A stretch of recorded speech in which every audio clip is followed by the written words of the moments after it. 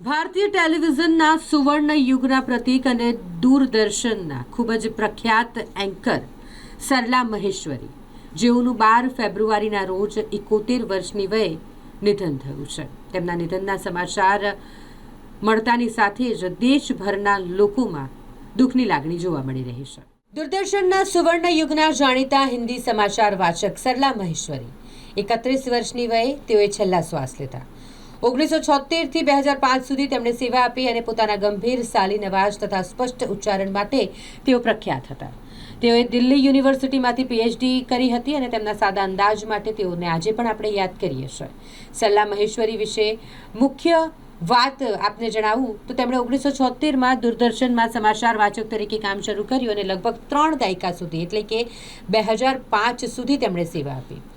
સરલાજી તેમના ગંભીર અવાજ, અત્યંત સ્પષ્ટ ઉચ્ચારણ અને ગરિમાપૂર્ણ રજૂઆત માટે ખૂબ જાણીતા. દિલ્હી યુનિવર્સિટીમાંથી પીએચડીની પદવી મેળવી અને તેઓ સતત આ માટે કામ કરી રહ્યા હતા. 12 ફેબ્રુઆરી 2026માં દિલ્હીમાં તેમનું નિધન થયું અને નિગમ બોધઘાટ ખાતે તેમના અંતિમ સંસ્કાર કરાયા. તેઓ દૂરદર્શનના એવા ન્યૂઝ એન્કરોમાંના એક હતા જેમણે લોકો આજે પણ ગોલ્ડન એરા તરીકે યાદ કરે છે. તેમના નિધન પર ઘણા લોકોએ દુઃખ વ્યક્ત કર્યું અને તેમને સાદગીભરી પત્રકારિતાના પ્રતીક તરીકે યાદ કર્યા છે.